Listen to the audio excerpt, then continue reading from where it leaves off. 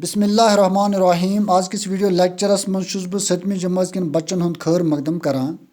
मजमून छु कोशुर, उनवान शाह हमदान और आजुक मौजू छु वाहिद तो जमा। तोड़े बच्चों यह पज याद थाउन कि ग्रंज हिसाब छु नावित दोय तरीक इस्तेमाल यवां करन, वाहिद तो जमा।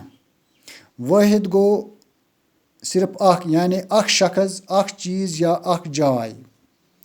मिसाल लूर, किताब, लोट, जंग, पुछ, ब्यूर वगैरह वगैरह।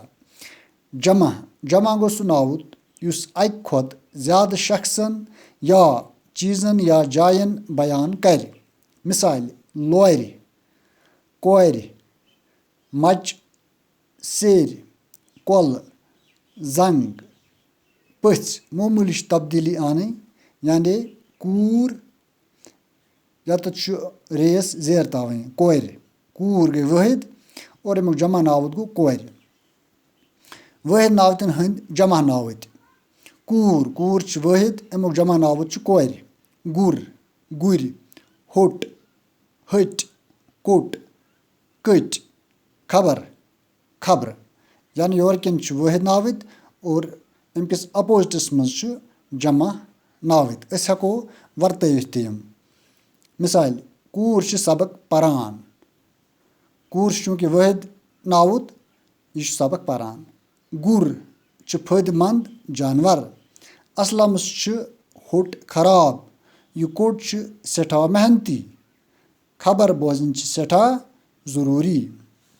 तो चूंकि यमन सेंटेंसन मज वाहिद नावत, अस हको जमा नावत ते सेंटेंसस मज इस्तेमाल करित। मिसाल कोर सबक परान, गुर फायदेमंद जानवर। गैर मयरी चीज खन सत शुरन हट खराब। यम कट सठा मेहनती। खबर बोजन सठा जरूरी। तड़े बच्चों इथे पे हूँ तुम बन यम दिन आमत वाहिद नावत तुम हूँ इन जमा नावत लिखित और बे हूँ तुम इस्तेमाल करने कोशिश करित। मिसाल मोज, चर, हट, कट, नोश, उर, टूट। तो मे उम्मीद तो असल पे आमुत समझ और तुम हूँ प्रैक्टिस करित। आज के खतर गो यूत। तुहद सठा सठा शुक्रिया।